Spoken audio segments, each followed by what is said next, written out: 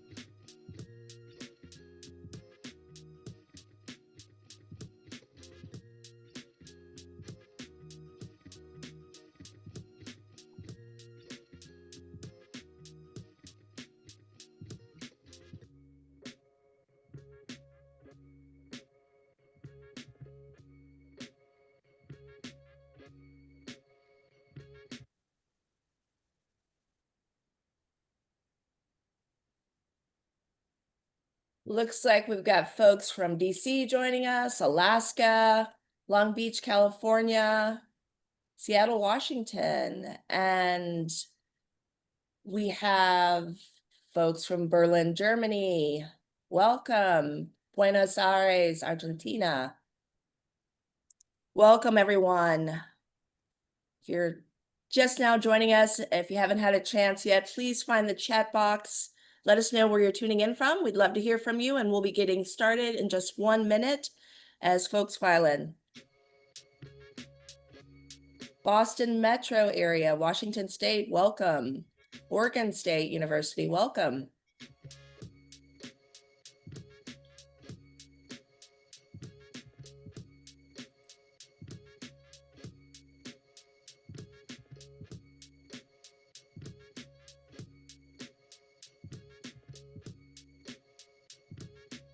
Rotterdam, hello, São Paulo, Brazil.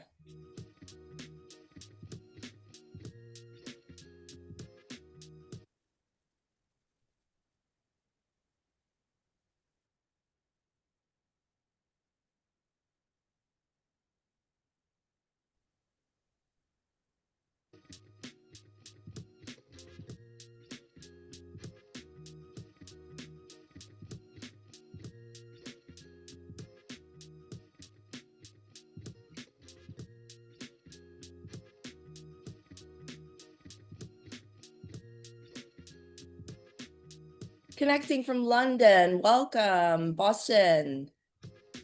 Got a few folks from Boston here in California. Let's just give it a few more seconds. We'll get critical mass and kick off the webinar.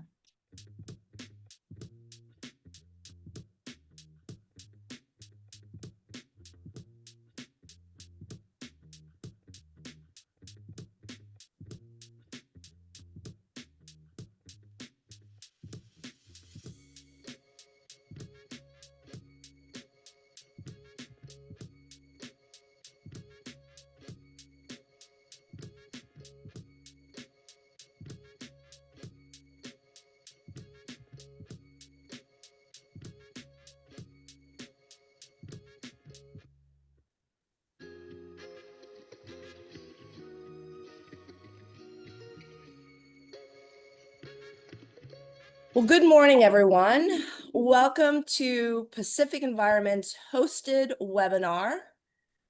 If we could spotlight myself. Oh, there we are. Welcome. This is Charting the Course to Net Zero MEPC 83, Outcomes and Looking Ahead to October. My name's Davina Hurt, and like many of you, I've been passionate about the climate and building healthier communities for many years. Today, I'm the Climate Policy Director for Pacific Environment, which is an amazing NGO based in the United States with consultative status at the IMO, where we advocate for long-term zero-emission solutions for the maritime sector, with staff located throughout the Pacific Rim in such places as Singapore, South Korea, Japan, China, and Vietnam. Pacific Environment's mission is straightforward yet ambitious: accelerate the transition to zero-emission shipping, tackle climate change, and build healthier ecosystems for the well-being of people and our planet. Today's webinar is focused on a critical moment for shipping and climate policy.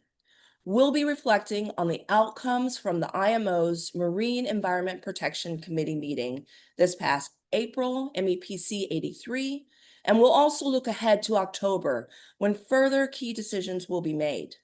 We'll explore the impacts of the net zero framework on fuel choices, and we'll discuss what a just and equitable transition really means, both in the IMO GHG strategy and how it's translated to ports globally, here in California and across the USA. We have a fantastic lineup from Jamie Yates, Pacific Environment's Climate and Renewable Energy Manager. Jamie has been directly engaged in the IMO negotiations and will provide an overview of the net zero framework agreed upon at MEPC 83 in April, including the goal-based fuel standard and the credit and pricing system on emissions. Next, we will welcome Femke Spiegelenberg, Project Manager of the Getting to Zero Coalition with Global Maritime Forum. Femke will share findings from the recent analysis and modeling done with UCLA UMAS. She'll explain how the net zero framework can shape ship owners and operators' fuel choices and how those guidelines still under development might further influence incentives and close the cost gap for scalable, sustainable marine fuels. Last but not least, we'll also hear from Emma Fenton, Senior Director of Diplomacy at Opportunity Green. Emma will highlight their recent report on a just and equitable transition. Through the net zero framework, she'll discuss how revenues raised could be used to ensure fairness and equitable transition, supporting ports, shipping stakeholders, and especially climate vulnerable countries. She'll also touch on the kinds of projects that could be driven in the maritime energy transition while delivering global climate benefits. Here's how today's presentations will run and unfold. We'll hear a presentation about 20 minutes from each person, and then we'll dive right into a panel Q&A. So you don't need to wait until the end of your for your questions to be added. There is a Q&A box. It's open throughout the webinar. Please type your questions in as they come to mind, and we'll gather them for discussion at the end. I think I saw someone ask whether there will be a recording and slides provided, as well as a presentation. We will share them at the end, and you'll be able to revisit the content and share it with colleagues. So with that said, let's get started with the presentation. To kick us off, I'm pleased to hand it over to Pacific Environment's own Climate and Renewable Energy Manager, Jamie Yates. Floor is yours. Thank you so much, Davina, for that wonderful intro. I'm going to jump right into my presentation here. And I'm excited to give an overview of just what the IMO net zero framework looks like so that we can get into greater detail from Femke and Emma's presentations later on. So just so we have a foundation for us all to understand and move on from.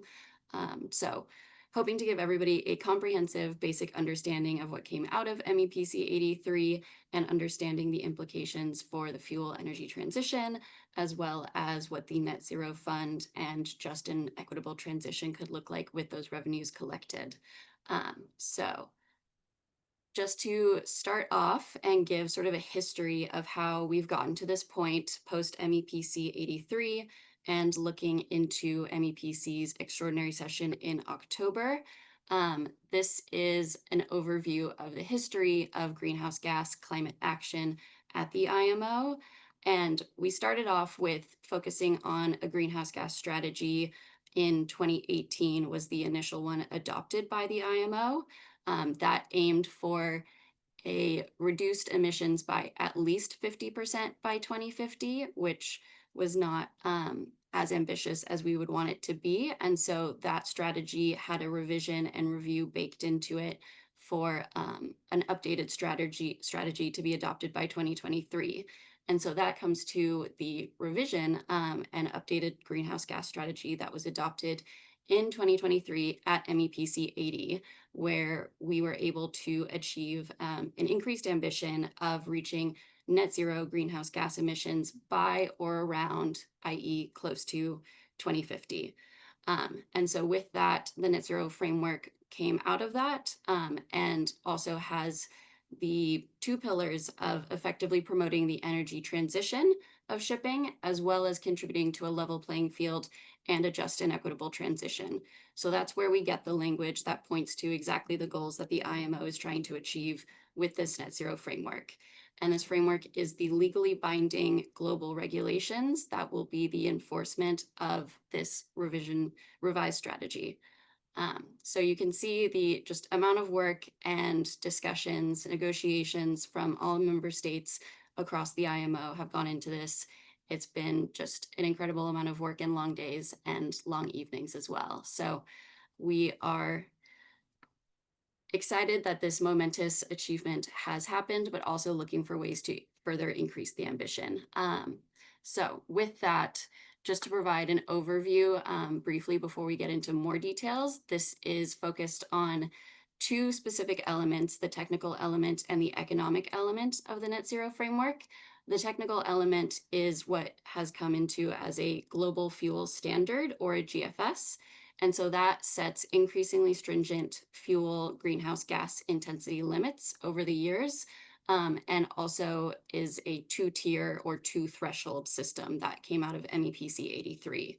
This is based on a full life cycle well-to-wake emissions analysis of fuel and includes CO2, methane, and nitrous oxide emissions. And it's also created a zero or near zero fuel category that we'll get into a little bit later. And the second element, the emissions pricing, is the economic element that was referenced in the strategy. And so this is a price on emissions that do not meet the targets of the GFS for that year. And that's based on an average annual basis for a ship's fuel use.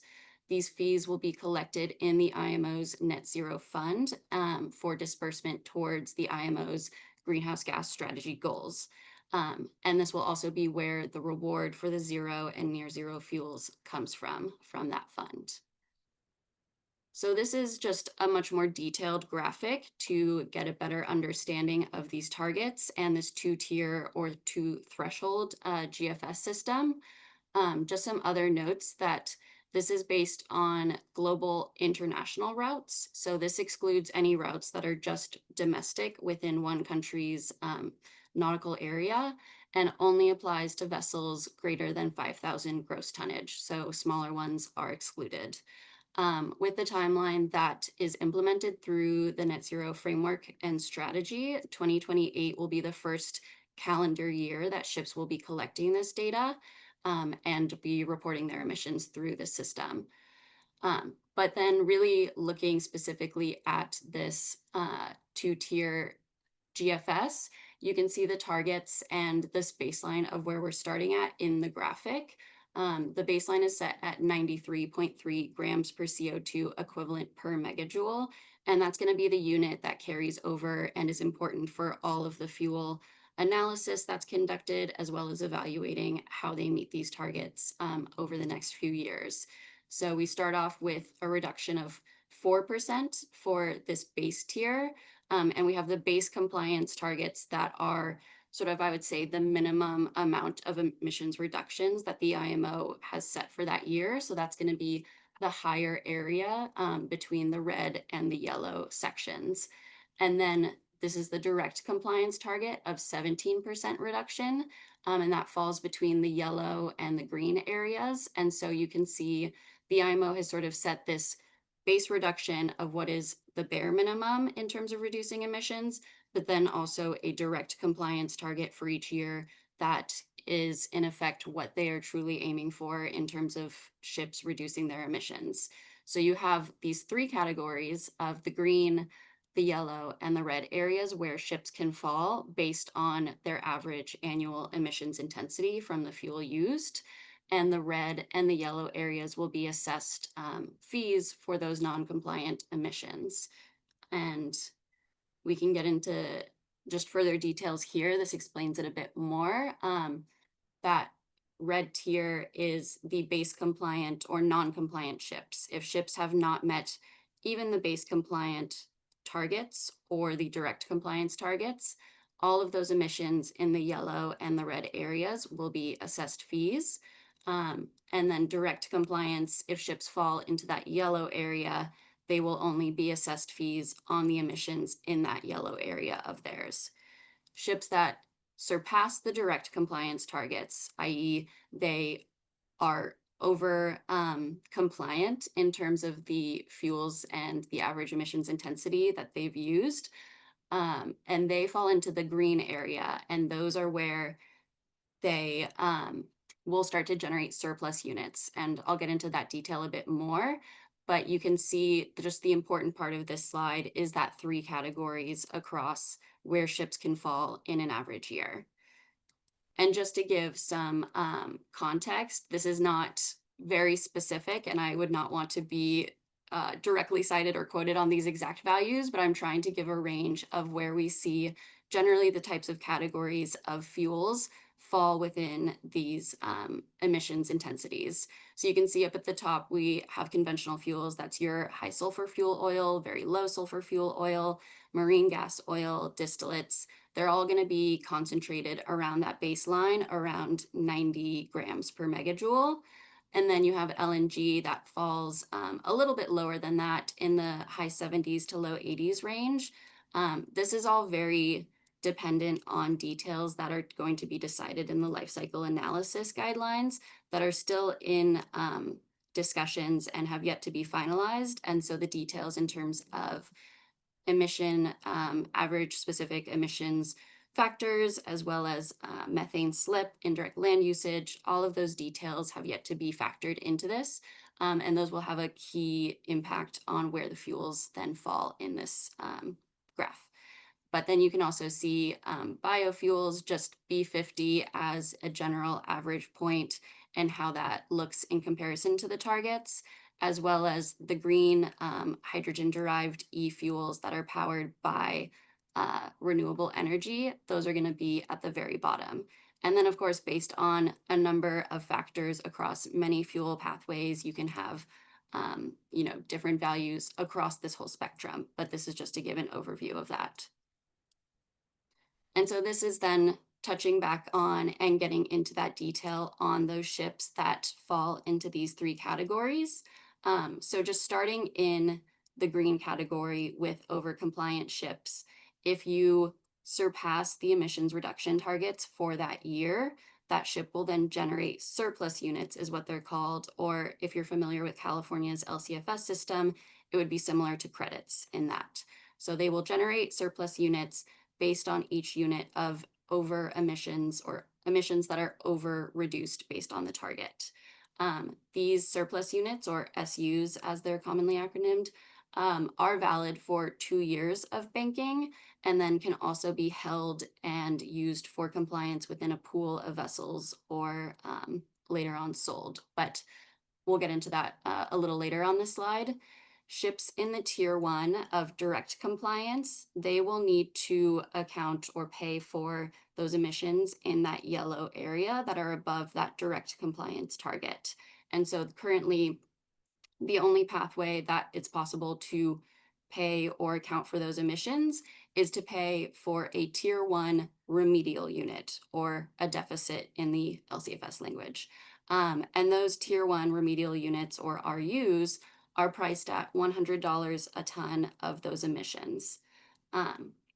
Lastly, ships in the red area, those are the least compliant. They have not met the base or the direct compliance targets for that year. So they, in addition to having to pay the $100 tier 1 remedial unit for the emissions that they have that fall in that yellow area in the tier 1 non-compliance, they will also have to pay for their tier 2 emissions that are over that base compliance line. And that is something that they have 2 options for at this point in time. they can purchase a tier 2 remedial unit, which is priced at $380 a ton, or they could purchase a surplus unit that is generated from a ship in the green area for that year. So they have a couple of options within that. And then within this structure, ships can also form pools similar to the Fuel EU maritime regulation, where they can sort of average out or cancel out those emissions to balance out. So it'd be similar to purchasing an SU, but just forming a pool within that so that purchase isn't really necessary. And this is just a much prettier graphic from Opportunity Green that explains the different options that ships have within the category that they fall into. So just to reiterate, ships that meet that direct compliance or are over compliant can earn surplus units. Ships that fall into tier 1 must purchase tier 1 remedial units at $100 a ton. And then tier 2 can either buy remedial units at $380, request a surplus unit from another ship, or use a surplus unit gained in another year or banked. And then lastly, in terms of the technical details of the fuel standard and how ships interact with it in that year, we have down at the very bottom the zero or near zero emissions reward category. And this right now is just a category that's based on a threshold of carbon intensity or greenhouse gas intensity for that ship. So ships that fall in this very low category down at the bottom, they are eligible for a Z&Z reward. And the details on that reward have not been decided yet, including the rate or the mechanism for that reward, but it's meant to be an additional incentive for ships that are using fuels that are seen as long-term, sustainable, and scalable zero near zero fuels and technology. And this threshold right now is 17 grams per CO2e through the end of 2034. And then at that point reduces further to 14 grams per megajoule. And again, we're looking at the details on how that reward is going to be set, what level, and how it will be given to the ships. And Femke and Emma, I believe, will talk about both of that a little later. So finally, with this framework and the details that have been set, what are the next steps and how is this going to continue moving forward through the IMO structure? Again, thank you to Opportunity Green for this very pretty graphic that shows this timeline and where we're at right now. In April 2025, this is when the net zero framework was agreed upon at MEPC 83. We are now in October, or looking ahead to October of 2025, and the MEPC extraordinary session, and that is when there will be a meeting to adopt the framework. And we might see a vote similar to the last time in April, or we might see countries come to consensus, having seen the framework and discussed it with others at that point. Following that meeting, we look at a 10-month period for acceptance. So this is when member states can state or not state any rejection of the framework, or essentially say, we accept this, we will be implementing this. So there is that 10-month waiting period. And then following that, there's an additional 6 months following that acceptance period for member states and countries to prepare implementation for its final entry into force in March of 2027. So that is when it looks like the net zero framework will come into force. And then 2028, following that March period, will be the first full calendar year that ships will be reporting on their emissions. And then also in October, following the vote or consensus for adoption, the work on the additional guidelines for the net zero framework will begin the week immediately following. And that is when many of the details that are left to be set will start to be decided. And this is not a comprehensive list, but just some of the specific aspects that we are looking at. And that includes compliance and the GFI registry guidelines, and specifically how ships will be able to register and interact with the RUSU system for meeting that compliance. Also, as mentioned previously, the LCA guidelines and the sustainability criteria for fuels, how those fuels will be evaluated. We know it's on a well-to-wake basis, but what specific factors will be included, especially indirect land use change or direct land use change, how that's evaluated and included in a fuel's life cycle, as well as default emission factors for fuel pathways and their verification. The certification schemes also plugs into the LCA guidelines and how those are basically certified by the IMO and which programs are used and how they're evaluated. And then also the zero near zero fuel reward rate and mechanism and the governing provisions for the net zero fund and how revenues will be dispersed for specific projects or member states and what uses it can go to.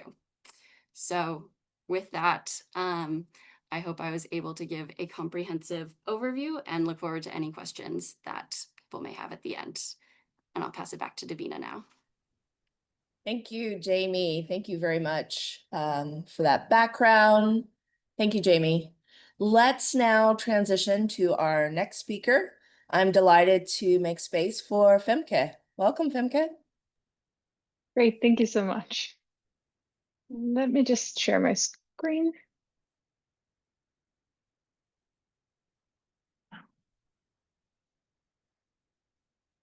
Great. Well, now that we all know about what the kind of the net zero framework entails and all the different details, I want to dive a little bit more into the actual kind of implications of this framework. So now that we have all of these details, what does it actually mean for shipping's fuel transition? Like what are we actually looking at in the coming decades, and what are some of those critical pieces that we still need to see falling into place to help ensure this is a smooth fuel transition?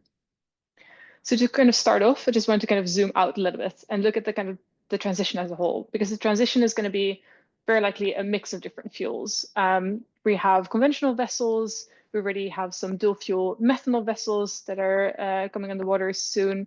LNG vessels, there are orders of dual fuel ammonia vessels. So there's all of these different kinds of pathways that ship owners are currently facing to kind of consider what are the best pathways that we can take in the short term, and how are they developing over time in the long run. But what we can see is that all of those are very likely to converge towards an e-fuel pathway, as e-fuels are generally very, very scalable fuels. They have a very high greenhouse gas reduction potential. And as those GFI limits get more and more stringent over time, they're very likely to be the fuels that are able to get you to meet those targets. But we're also going to be able to kind of produce sufficient of those fuels to be able to supply the entire sector.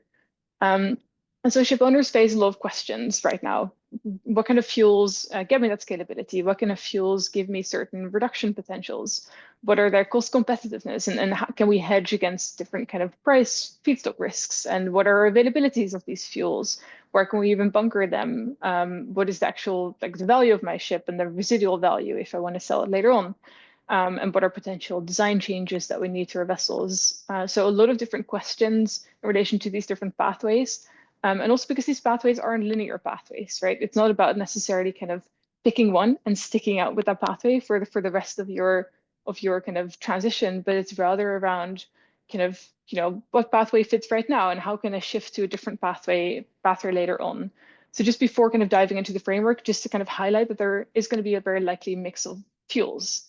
And that's also what we see what came out of modeling by UMass and the UCL back in May 2025 after the adoption of, or after the agreement of the framework.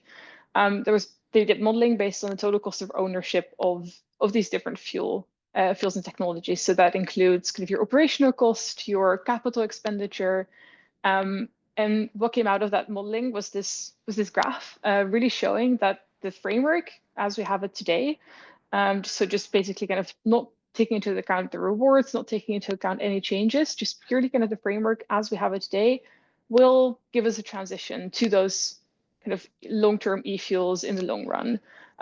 We'll shift away from fossil fuels, and e-fuels are likely to become lowest cost fuels around kind of the mid-2040s. And so it's really, because this framework as it is right now is really sufficient to drive that change to e-fuels. What we also see is that it's insufficient to ensure that the transition to such fuels is already slowly taking place today. And that we need kind of an early uptake of those e-fuels. And what I mean by an early uptake is not kind of that we all shift to e-fuels in the coming years, but rather that we make sure that as we have that kind of global fuel mix of all of these different fuels, transitional fuels, kind of the old conventional fuels and the future fuels, that the long-term options such as e-fuels become a slowly kind of a growing portion of that fuel mix, that we slowly help build out infrastructure, build out availability, and that we ensure a smooth transition towards around kind of 2040 when the mass majority of the shipping sector is going to move towards those long-term fuels. So it is sufficient to get there in the end, but it's a little bit insufficient to get there kind of early on. We need a little bit more support in the early years. Because the framework as we have it right now, it leaves companies really with kind of the need to balance both short-term compliance thinking with more longer-term strategy thinking. And so if we're looking at the short-term compliance thinking, it's really as a company, you would ask yourself, well, how do I get through the next 3 years? And how do I avoid paying so many penalties, really? How do I kind of reduce the total volume of penalties that I will need to pay? We have the remedial units, we have the penalties for non-compliance. They are set for the first 3 years. After 2030, they're likely going to be revised again. So really, as a ship owner, you would really focus on, okay, well, this is what we have today. How am I going to do this? Well, how am I going to comply? How am I going to minimize the total penalties? At the same time, we're going to have to think about our long-term strategies. So thinking ahead in 2040, the reduction targets are going to be so stringent that really only very few options are going to be available. So what can I do today to help me prepare for those long-term options that I need to be using in 2040? So how can I use today's compliance to get me where I need to be in 2040? So for example, can I already introduce an e-fuel capable vessel in my fleet today and use the kind of the surplus units, the trading, the combination with FuelEU Maritime to kind of make it a commercially viable option and help me build out my fleet for the 2040s. So really balancing those two different options, which is really quite a tricky question to ask from ship owners. And so what can be really helpful for the shipping sector is to get those rewards in place, especially targeted rewards. They're really going to be very, very critical to move from an incremental transition to an early e-fuel transition, or really rather kind of to introduce an early transition alongside an incremental transition, because we have that kind of slow transition where we move from conventional shipping to transitional fuels to the kind of the long-term options at the same time as a few ship owners are already kind of adopting that e-fuel pathway a little bit earlier on. And so we need those rewards, and those rewards are really critical, especially to bridge the gap between the lowest cost compliant fuel and the technology that is the long-term solution that still needs a little bit of a technology push. And that really kind of needs to bridge that gap. It doesn't really need to bridge the gap between e-fuels and kind of the fossil fuels that we use today, because those are already going to be made more expensive because of the penalties, right? It's really around the lowest cost compliant fuels. So that would be kind of drop-in biofuels or maybe LNG even in the first few years, because those are already kind of they've become cheapest just purely through the targets and through the penalties itself. But there's still a large gap between those lowest cost compliant fuels, the more transitional fuels, and that long-term solution. And so what the modeling showed was that if you want to close the gap between e-ammonia and LNG as the lowest cost compliant fuel, you'll need a reward that's approximately $14 per gigajoule, or that translates roughly to $190 per ton of CO2 equivalent, just to kind of purely close that cost gap with LNG. You could also do it between e-ammonia and blue ammonia, simply because blue ammonia is likely going to be kind of the cheaper option in the short run and kind of the middle long run. So just to make sure that we can also just kind of get to the green fuels, the green molecules right away. And so when we're looking at those rewards, I just kind of want to break down a little bit what is really critical with those rewards. And that means kind of asking yourself the question of, well, what should the rewards actually achieve? And I've already touched upon this a little bit. It should kind of focus on supporting those long-term solutions, right? It's around rewarding going above and beyond rather than rewarding mere compliance. And so if you take that as an objective, you can look at, okay, well, what does the reward actually consist of? And it consists of two main components. We have the what and we have the how. So the question first is, what kind of fuels would even be eligible to receive those rewards? So the fuel scope, the fuel eligibility. And then the second question is, okay, well, out of those eligible fuels, how are we going to set the reward for those different fuels? Like, what is the level setting mechanism? And so two main components that are both kind of independent, but really, really important for each other. Because of course, when you define a certain scope for fuels, that's automatically going to affect how much money you're going to have and how you're going to want to set those levels for those different fuels. There's many different options between these different categories. And to just make sure that we're comparing them equally, I set out four main considerations for these different options. And those considerations are based on the IPCC's framework of kind of analyzing when a policy is an effective environmental policy. And this includes environmental effectiveness, cost effectiveness, distributional considerations, and institutional feasibility, which are quite wide categories. But to kind of translate them a little bit more specifically to the IMO and to shipping, environmental effectiveness then could be interpreted as whether there is enough of investment certainty to commit to those long-term fuels, to e-fuels. Cost effectiveness would mean it comes down to price discovery, so limiting over-subsidization or potentially avoiding the risk of under-subsidization. You have the distributional considerations, which under the IMO translates to being a part of a just and equitable transition, which Emma will go a little bit more into, but just kind of purely from a reward perspective. The reward in itself is not going to be something that drives a just and equitable transition, but we do need to make sure that it's not unjust or inequitable. And so it's questions around whether the rewards are accessible for small and large ship owners, but also from ship owners from different geographies, from low-income countries, as well as for ship owners that are maybe a little bit further away from the trade routes. So just to make sure that the rewards are not exacerbating any inequities that we see in the framework today. And then fourthly, there is a consideration of institutional feasibility, which is quite a practical consideration, but definitely not an unimportant one, because this is really related to the IMO and asks questions around, is the IMO even able to do this? Doesn't it place too much of an administrative burden on the IMO? Or does it open up the IMO fund to potential liability? Is it even politically feasible? So it's really kind of the more practical questions of whether this is an actual kind of practical, feasible solution, yes or no.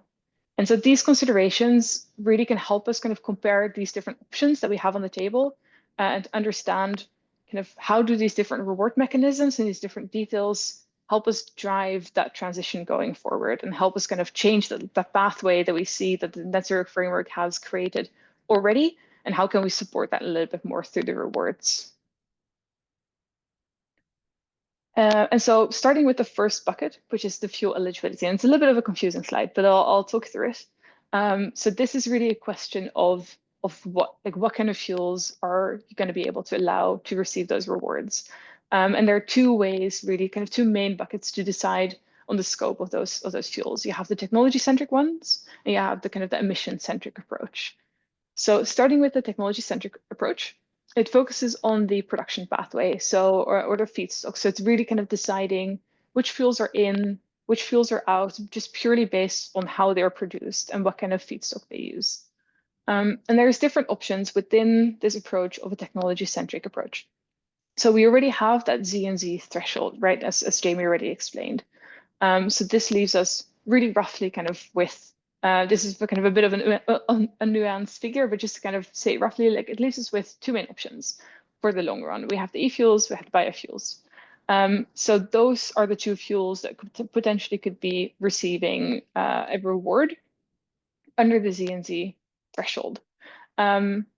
It is a very easy, very simple solution, but it does risk investment certainty for e-fuels, specifically as biofuels are a little bit more readily available, they're a little bit cheaper, and so it's likely that the rewards may be eaten up by those biofuels. And so as an e-fuel investor or as a ship owner wanting to go over that pathway, I wouldn't really be too certain that I'm actually going to have rewards for my specific fuels. At the same time, it's a little bit more limited in cost effectiveness because it means that there's more fuels that can receive the rewards, and therefore because there's more fuels, there's a little bit less money going to those fuels and less money going to the ship owner, and therefore you're kind of limiting the efficiency of the fund.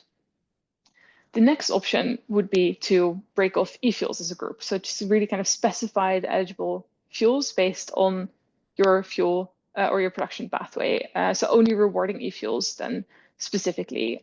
This is generally an option that is a little bit less politically feasible, but it does make a much stronger investment case for e-fuels, and it makes a much stronger investment case for where we need to go in the long run. It reduces the risk of the fund liability because less options require funding. Still, at least one kind of risk still on the table, which is really around kind of diversification of your technologies. So if you're rewarding e-fuels as a group, there's different kind of e-fuels, right? You have e-ammonia, e-hydrogen, e-methanol, potentially e-methane in the future, and all of these different fuels have different marginal costs of abatement. So if you're rewarding e-fuels as a group, you might only end up rewarding kind of the e-fuel that's already the lowest cost, and so therefore, you still lack a little bit of diversification. And so that leads me to the third one, that's this one, where you split kind of e-fuels away from it and make that the eligible fuel, and then further define the different fuels based on their production pathway, and then link that to potentially differentiated rewards. So that's kind of the third bucket for a technology-centric approach. Then we have the second kind of main group, which would be emission-centric. So we focus on the GHG intensity of the fuels, which is already done through the Z and Z threshold, but it would be like continuing kind of the development of that definition through the GHG intensity. And again, I think the risks here are very similar, where you have potentially biofuels and e-fuels. They could potentially reach similar levels of greenhouse gas reduction potential, and then you kind of are still kind of have the competition between biofuels and e-fuels, where biofuels are a little bit cheaper and may eat up most of the rewards. And you don't really have that certainty for e-fuels anymore. You could potentially then differentiate rates for different zones of greenhouse gas intensities, which is one way to go. But again, you kind of run into the same risks, because if you're taking, for example, bio-LNG as an example, it has been reported to have very, very low emission intensity levels. It still depends a little bit on the life cycle assessment guidelines, but still, it's very likely to be very low. So if I'm an investor or if I'm a ship owner trying to go for that e-fuel pathway, the only way I would bet on that e-fuel pathway is if you're kind of betting on the limited availability of biofuels, which would be quite a risky bet for me to take and for me to kind of base all of my investments on. So again, quite a little bit of a risky approach there. You can also potentially have a hybrid where you have as a basis an emission-centric approach, but you earmark money for e-fuels, or you earmark it for these different e-fuels. So I think just kind of overall, I think what we're kind of taking away from this is that there's really very, very, very many different kinds of combinations for how we can define what further fuels are eligible for reward and which ones aren't. And I think it's really important to kind of consider these different options and consider, well, where do we actually really need to be in the long run? And what is helping me? How can the rewards help me to get there in the long run? Not just focus on kind of the short-term questions or the short-term fuels that we need to get to meet the targets, but really focus on those, on kind of the fuels that can get us there in 2040 and beyond. And then that was already a lot, but then we haven't even covered kind of the how question. So how can those rewards then, or how can those fuels actually receive those rewards? What are the different levels that can be set, and how can they can be set? And so here there are many different shapes and forms, and really kind of, again, as was already mentioned, the devil is always in the details, but I think there are some buckets and some really key questions and risks and considerations that do apply to those main groups, really. So we have, I've divided up here into administrative pricing and auction-based pricing, and then there is a hybrid that I'll touch upon a little bit as well. So if you're looking at the first group, which is administrative pricing, that is where the level of the reward is kind of set by the entity, which in this case would be the IMO or MEPC. So it's a fixed level, generally, that isn't really linked to any specific variable or anything, but it's rather an estimation of the subsidy that is required to make a fuel competitive. So an estimation, in other words. And so that an estimation always comes with a few pros and cons. I think it's a great mechanism in the sense that it's very simple, but it is also a little bit risky, because if we would just pay out a fixed reward to all of the ship owners that are meeting and that are using those fuels that we have chosen as eligible, we really risk the fund and the fund's liability, because there's no restriction on how much money we're going to need to pay out every year. We don't know how many ship owners at the end of the year are actually going to be claiming their rewards, and we don't know if we're going to have enough money to be able to pay out those rewards. And so it poses a real risk that there is a chance where the IMO ends up in a situation where it needs to pay out more rewards than it actually has the money for. And everything that kind of poses risk to this is almost really kind of not a feasible option, right? Because it not only limits the liability of the fund, but it also risks that we don't have enough money for a just and equitable transition. And that's something that Emma will go a little bit more into, but we need to make sure that, you know, it's just an equitable transition, and that then we have the money for the rewards, and not the other way around. So another possibility here would be to restrict the volumes and to hand out a certain kind of fixed number of rewards to companies, which could come on a first come or first served basis. Again, you have a little bit of a problem with investment certainty. So as a ship owner, you may get your reward for 1 year, but then you don't really have a guarantee that you're going to get your reward for the year after. And that would make it really impossible for you as a ship owner to commit to your long-term offtake agreement. So then another solution would be to maybe provide a fixed rate that is set for multiple years, so that the companies who get awarded their fixed reward, they're also guaranteed multiple years of rewards, which, you know, is really does help drive that investment certainty. But then again, it has a downside, which is that of price discovery. And that's the risk of setting an administrative price. Setting a fixed price, you know, it's a very simple mechanism, but it may not necessarily reflect the market. And it may risk over subsidizing or under subsidizing a certain fuel. And it's a really tricky task for the IMO to undertake. And that leaves me with kind of the second bucket of reward mechanisms, which would be an auction-based mechanism. So this would include single auctions, could also technically include double auctions, but that's a little bit of a question of whether that's feasible within the framework of the IMO.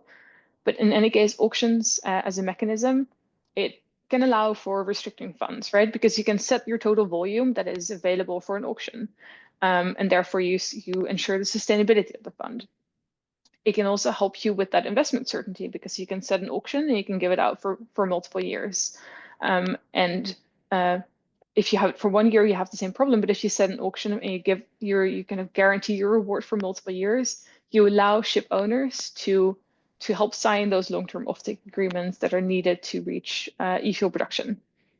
There is a little bit of a downside with auction, or there's multiple downsides with auctions, but one of them, there's a risk of winner's curse, where we've seen from past auctions where they fail just because the bids go too low to ensure that they win, and then it turns out that the winner isn't actually able to deliver on it. There are also examples of auctions where the terms are too strict and it doesn't drive in any auctions. And so it's a really very complex mechanism to administer.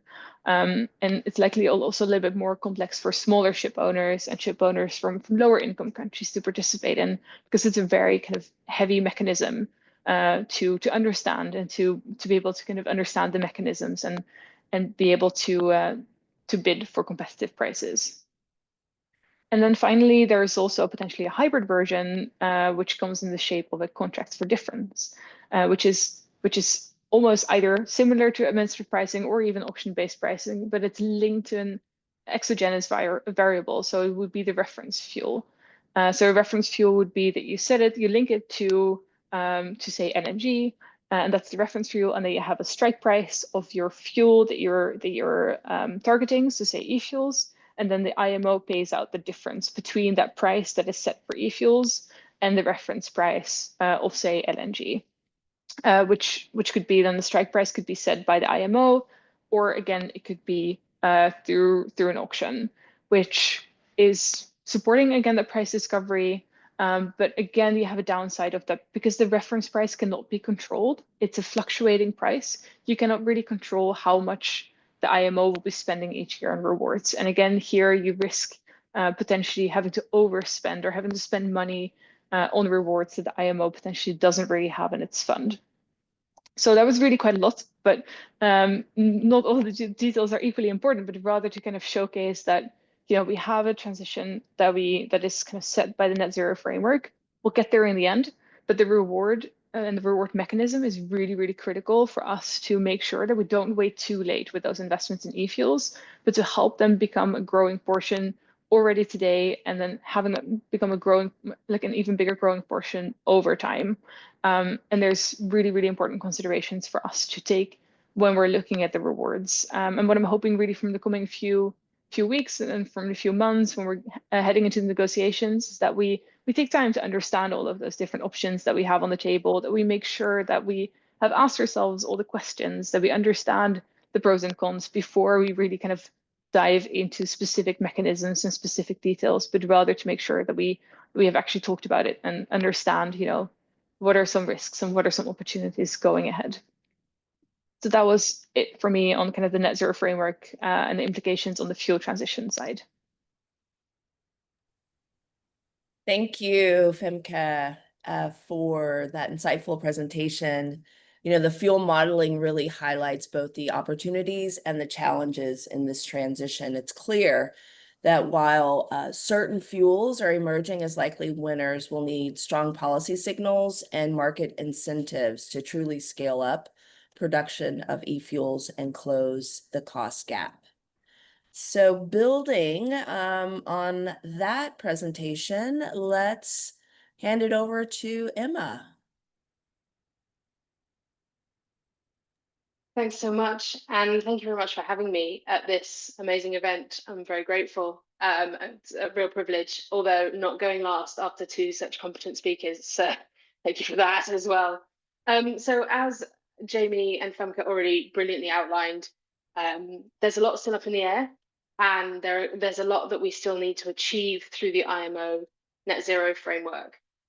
So I thought possibly what might be useful, first of all, is just a quick recap on where we've landed with respect to the just and equitable transition and how we still push for that ambition.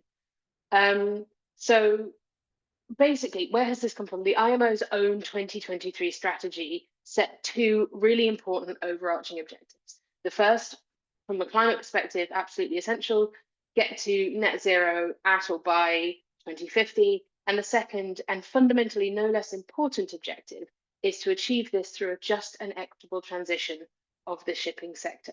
And that is a core objective of the strategy, and that language is reflected again and again in the framework itself. So it's absolutely essential that we keep that in mind when we're talking about the operationalization of the framework and what it actually delivers and the impacts that it's going to have. It's absolutely essential that we keep that in mind. But what we've got currently drafted doesn't quite get us there for a number of reasons. First of all, the modeling suggests that by 2050, the framework as it's drafted isn't actually going to drive emissions to net zero. And second of all, the delivery of a just and equitable transition is at risk, given what we know already about the framework. And that's really where I'm going to focus my remarks today, because we've had some brilliant technical remarks from Jamie and Femke. So there are four key risks that we identify to the delivery of a just and equitable transition within the framework as drafted. First of all, the paucity of the revenue that's generated. Now, obviously, we can't predict this exactly just yet, but early modelling indicates that the measures approved in draft at MEPC 83 have the potential to raise between $10 and $12 billion annually from 2030 onwards. And that will be distributed via the novel mechanism that Femke described, the IMO Net Zero Fund. Now, this is significantly lower than the amounts that could have been generated by a more ambitious structure, such as a universal pricing mechanism or levy. In spite of that, this is still a significant amount when you compare it to broader climate finance pools. So it's a lot of money, not as much as it could have been. And even though it is a significant amount of money, in the context of climate funds, it's dwarfed by the projected cost of the transition, which some estimate to be over $1 trillion of additional investment by 2050 for the maritime sector. So the revenues that we're generating have to go a really long way to effect a good transition for this sector. The second area, exactly as Femke so brilliantly illustrated, is in the prioritization of rewards. if the rewards are set too broadly in scope or too generously in value, then there's a real risk that all of the finance in the fund will be absorbed by rewards, and there will be little to no finance to distribute to actually affect the just element of the transition rather than to accelerate the most ambitious emissions reductions. The third point, and I'll talk about this in a bit more detail when I come on to the distribution itself, the language around distribution within the boundaries of the energy transition in shipping. Now, that's language in the Regulation 41 of the IMO Net Zero Framework. And there's a possibility that the inability to distribute revenue that can contribute climate finance in the broader sense means that the full climate impacts of shipping are unlikely to be fully addressed, because some of those climate impacts fall outside of the energy transition of shipping, and therefore some of these will extend beyond the shipping industry itself, and there will be no mechanism by which that revenue can be directed to address that harm or that impact. And the final point that I'd like to make is around credit trading and regional fleets. And this is a matter of equity, because what we could see, and we've seen research coming out of the Caribbean and economic analysis coming out of the Caribbean that supports this potential to happen, is that this could potentially marginalize regional operators, because countries with greater transition readiness, i.e. with greater financial reserves or who've already invested in their fleets, could invest in cleaner vessels more rapidly and generate those surplus units, which could lead to regional fleets, particularly those in the global south, becoming net buyers of credits, which would create a perverse flow of finance from the global south to wealthier nations, which of course would not be equitable at all.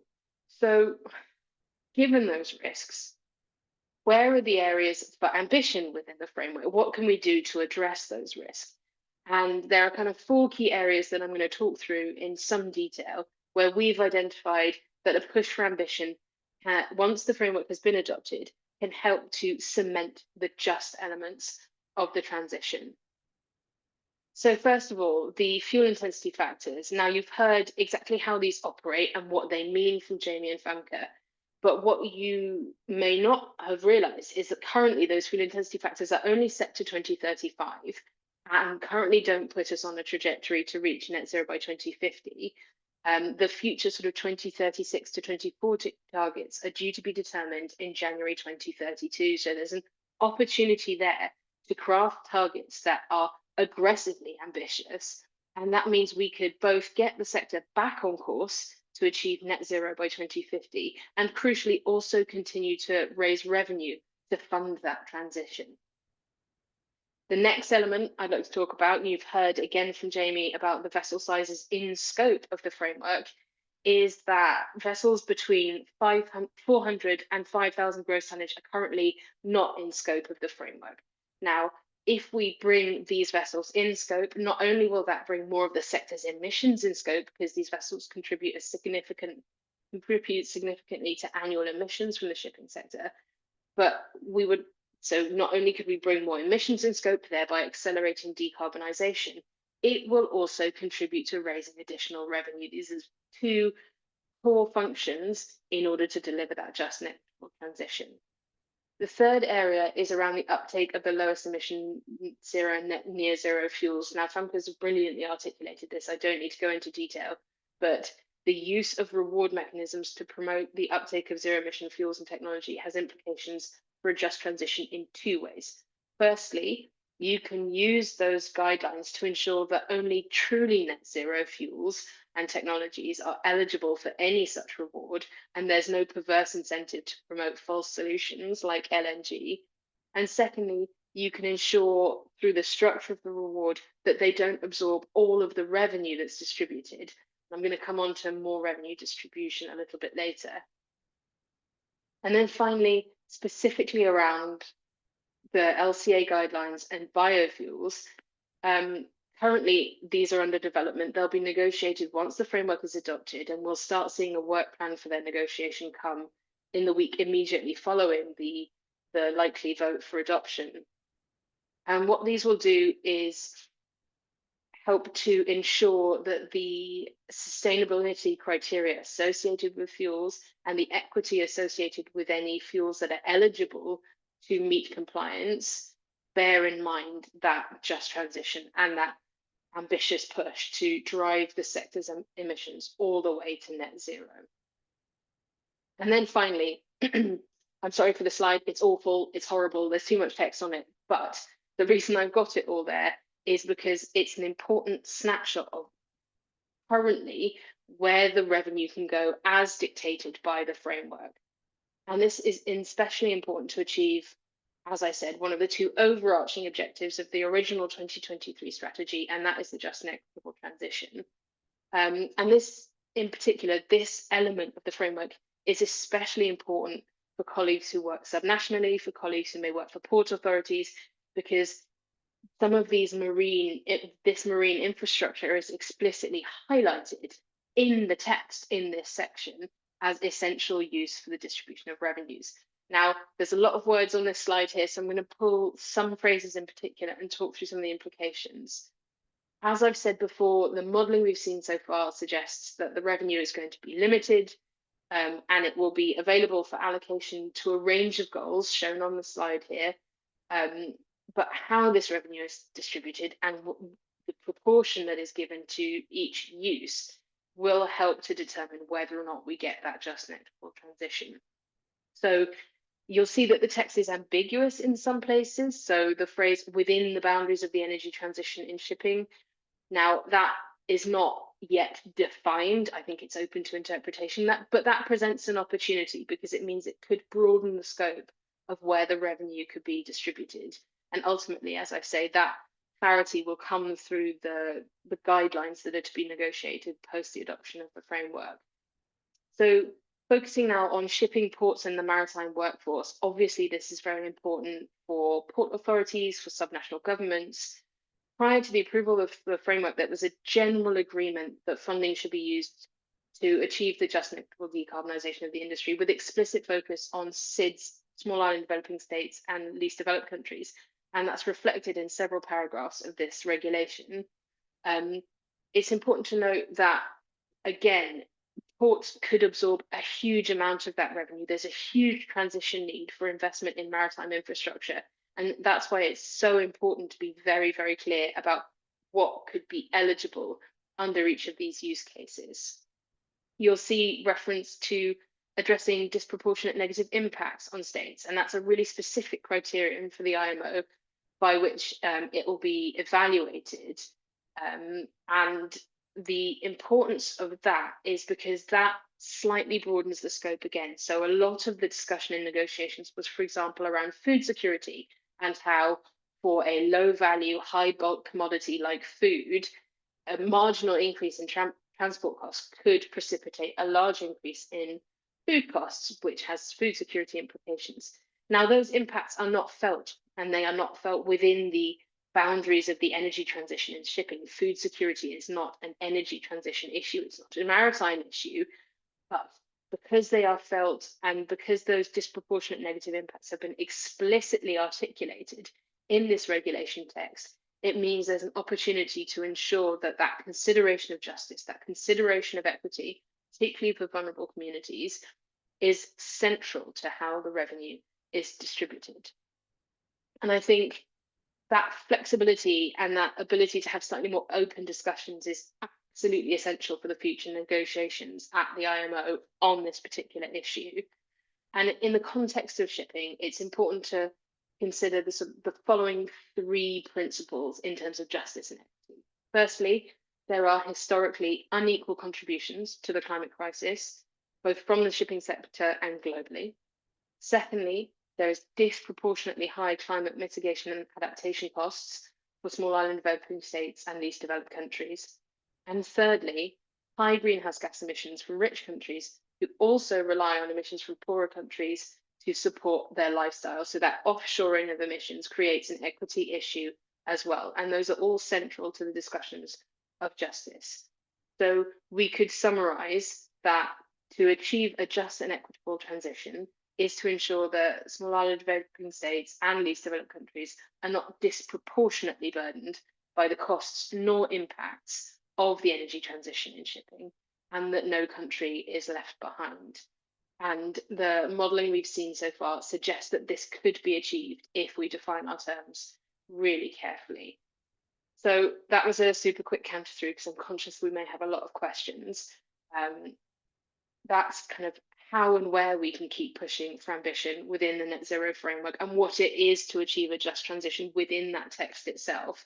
And with that, I'll hand back to colleagues at Pacific Environment. Thank you very much. Thanks, Emma. Really appreciate you talking about what I think is a really important perspective of just and equitable transitions, and being very thoughtful about all the great work we're doing to ensure that it reaches everyone. I would like to say, you know, as federal policies here in the US shift towards fossil fuels, I think California still remains a very bright spot as we invest in clean infrastructure. And talking about a just and equitable transition, thinking about communities, but we all have a very long way to go and must push back from backsliding. So with that, I'm gonna open up the question and answer queue here. We're collecting questions, so please drop them in. And let's shift to a panel discussion with all of our speakers. We could spotlight everybody. As those questions are coming in, I think I'll just start off with one question that comes immediately into focus after these presentations, and it falls into the topics of geopolitics. In fact, I see a question centered in that space as well. You know, the US has reportedly attempted to pressure other countries into rejecting stronger global climate shipping rules. How impactful or effective is this kind of tactic likely to be?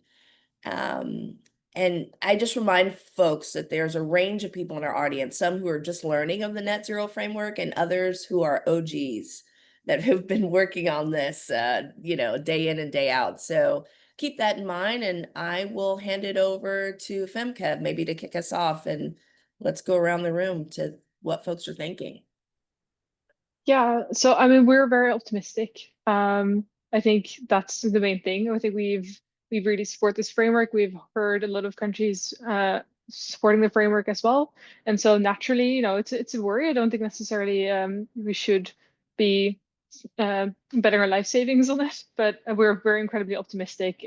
This is the only way forward, really.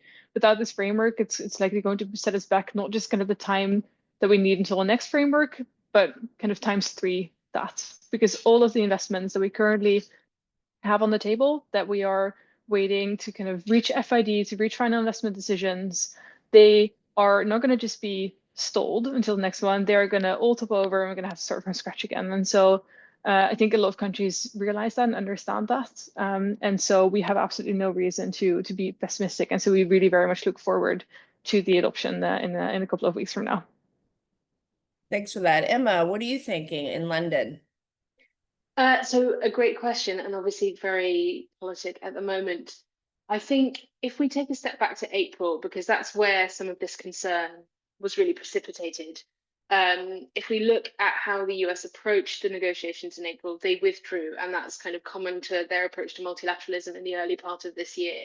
And what they attempted to do in April was influence from outside of negotiations. And that fundamentally isn't how multilateralism works. And so their attempts were unsuccessful in April, and that is multilateralism doing exactly as it should do, which is protect the space, protect the room, and keep the outcome to those actors in the room.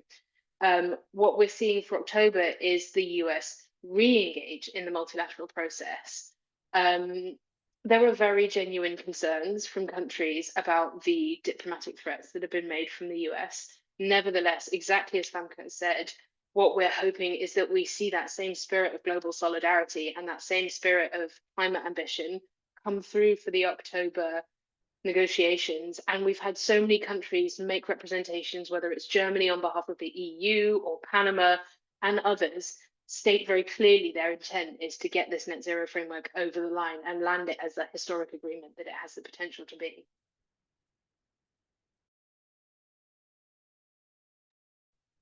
Jamie, what are you thinking about as someone based in the US and hearing the administration's here in the US their goal to derail the actions of in October?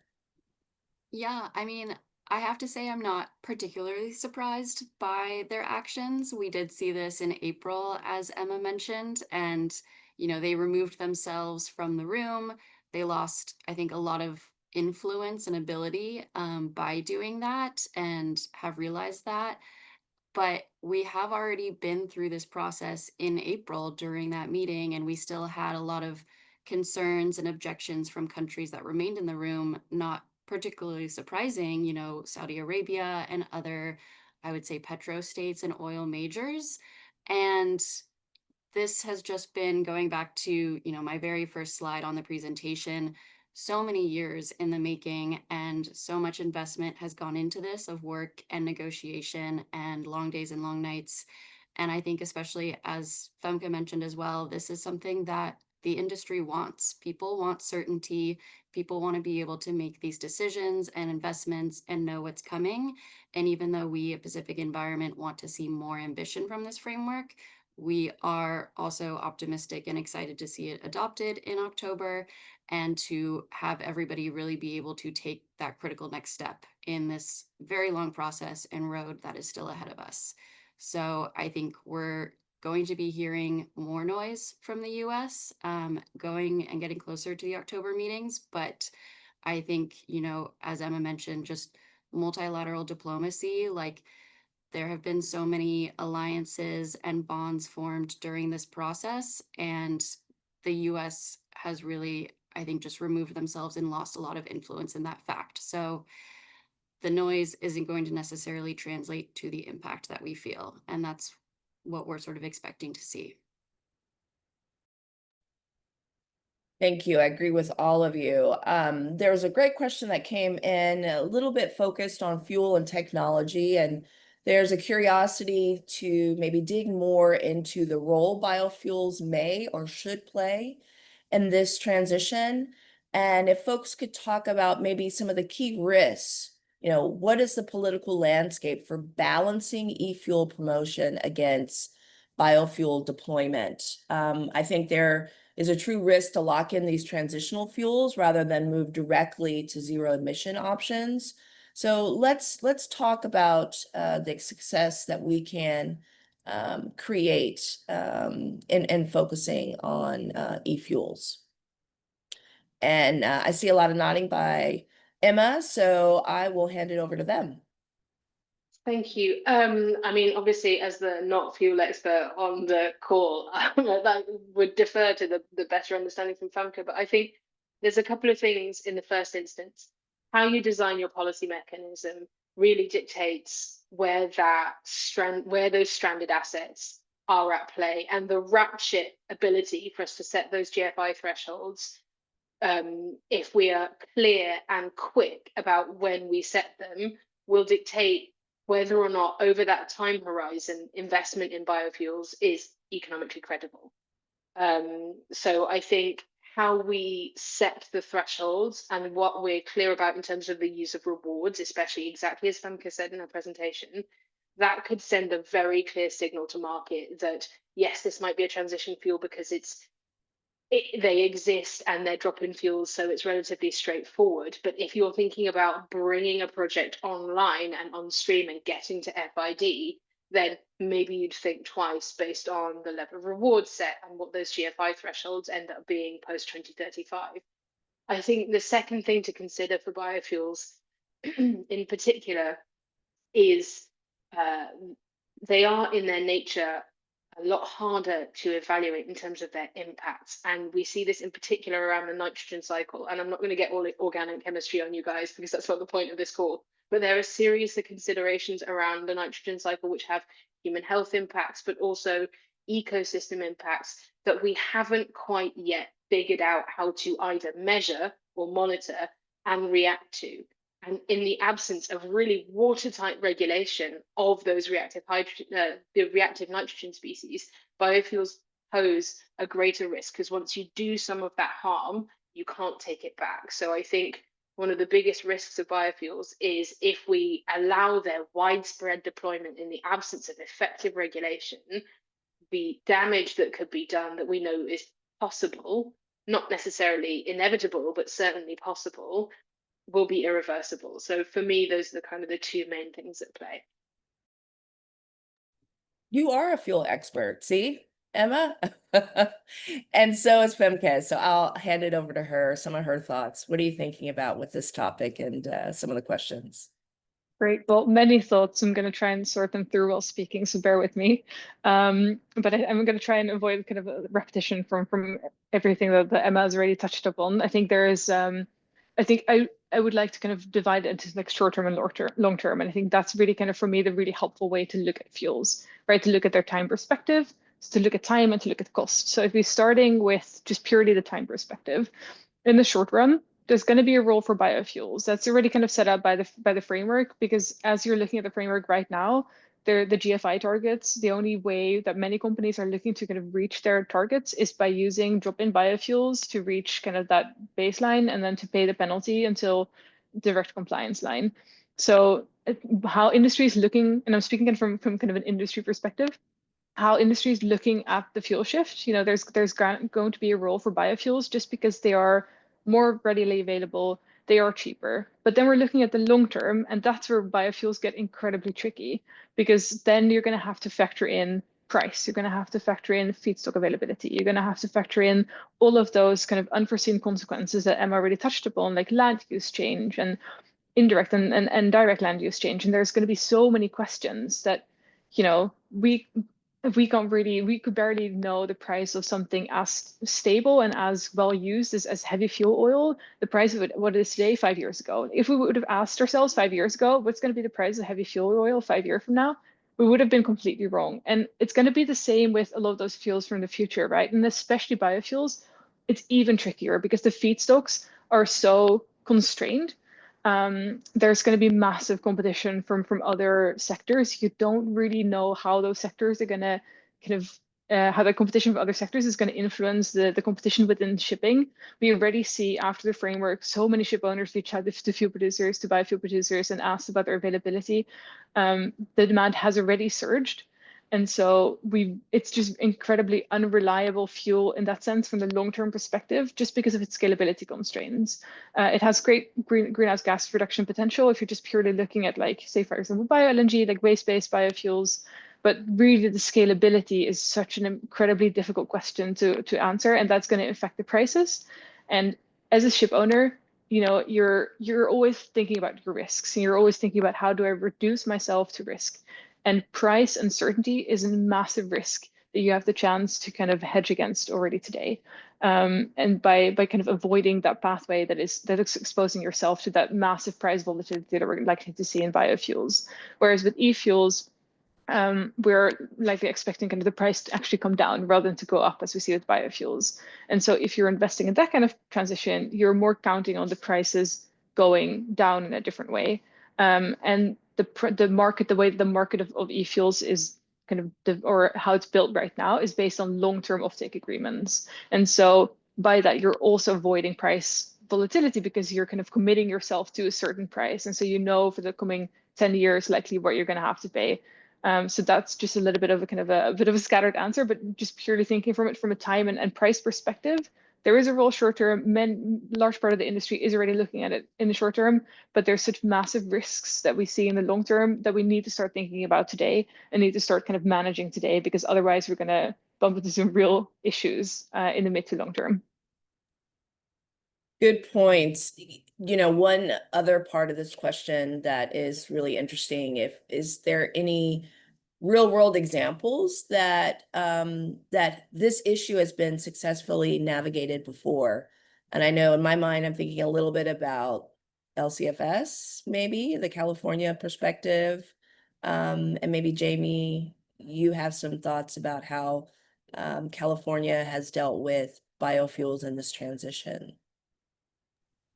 Yeah, thanks, Davina. And this is something that we have been increasingly discussing at the IMO, and have, recently submitted a paper on just brief, interactions in the LCFS with biofuels, and there's a range of fuels and pathways that are included in that category of biofuels. So just keeping it high level, but how that experience of California's LCFS program, which is 14 years on, and I think is around $3 billion in revenue a year, or a $3 billion value program.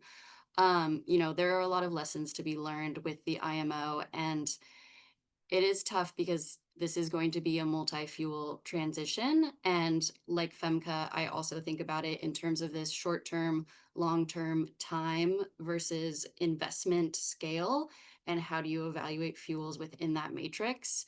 And like she was saying, biofuels are readily available now. They are drop-in capable. There is going to be, and we're already seeing ship owners and companies increasingly turn towards them in this transition.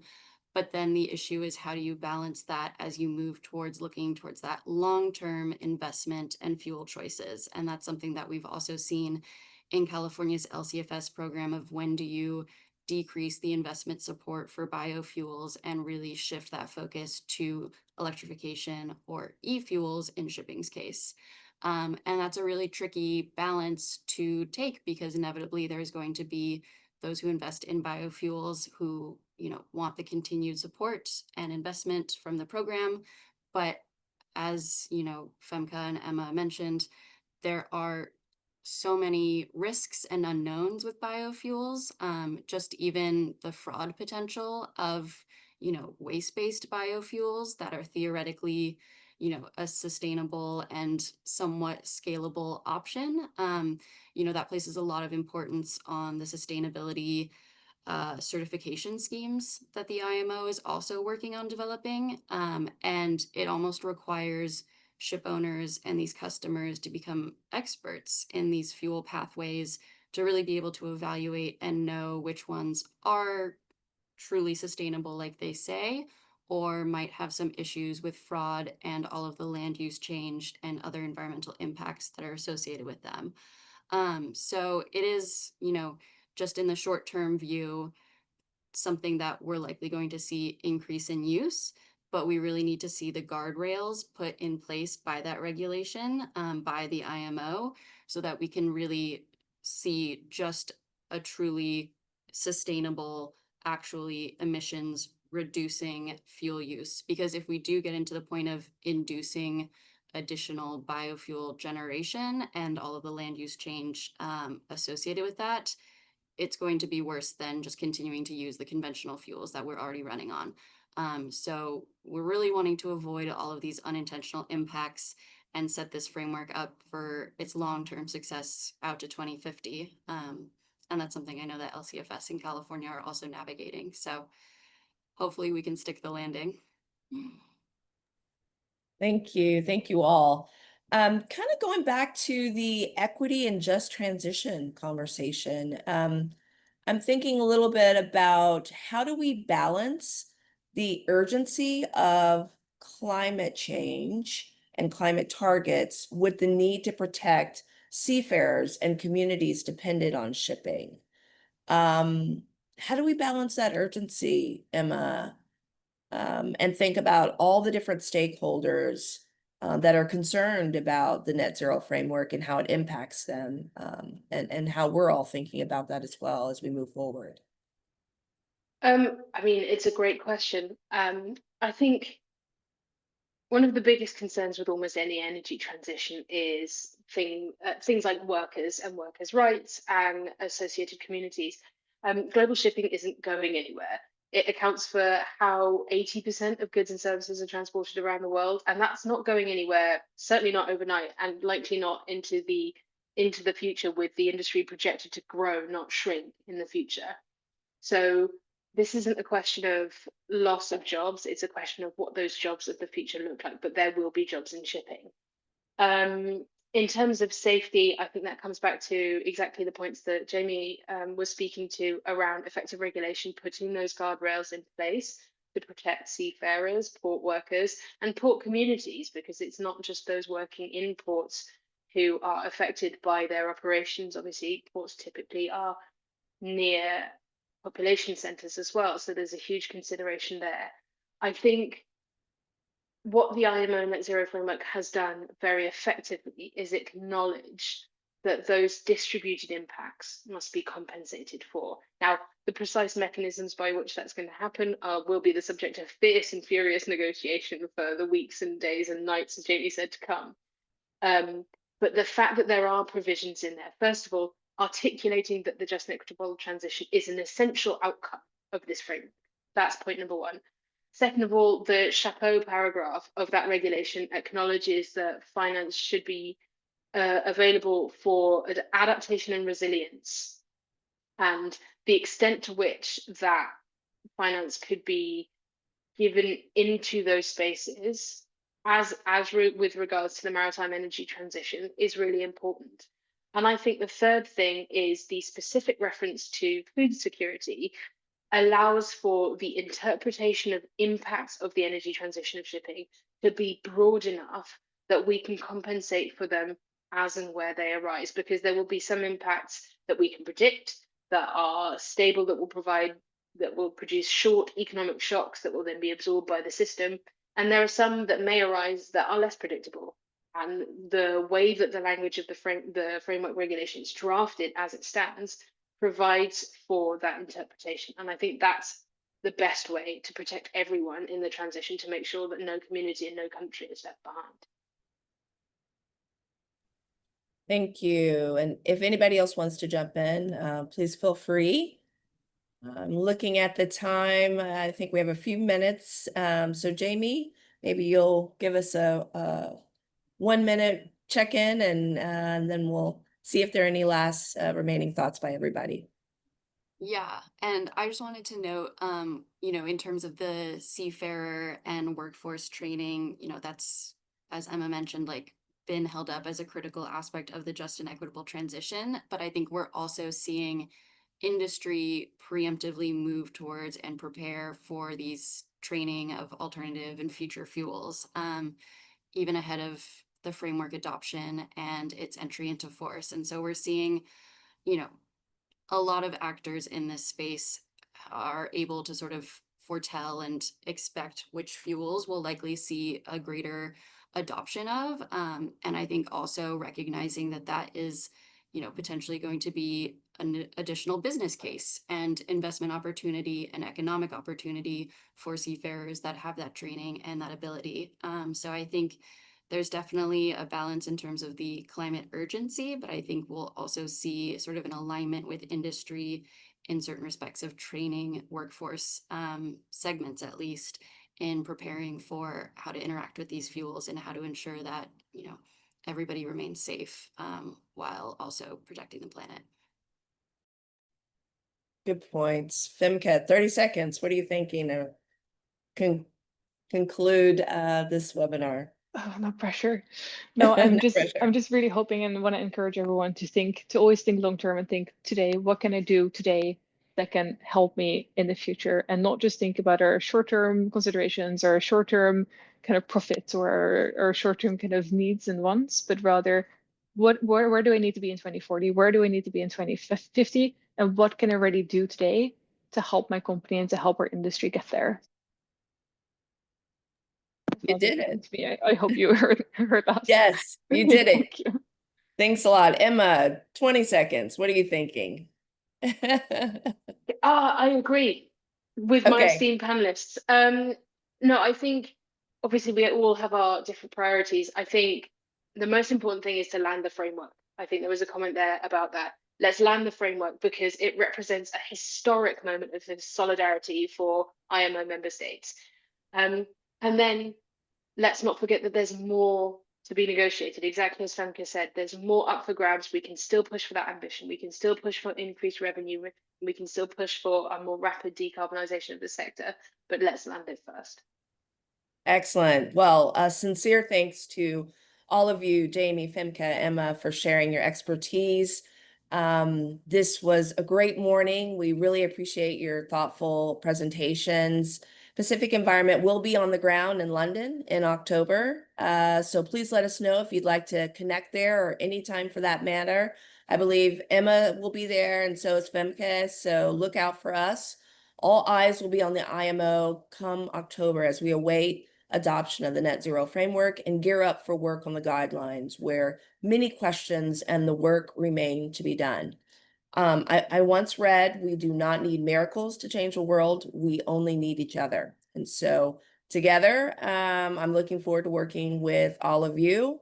We have the power to turn the tide and carry us into a zero emission future. And with that, have a good either evening or morning.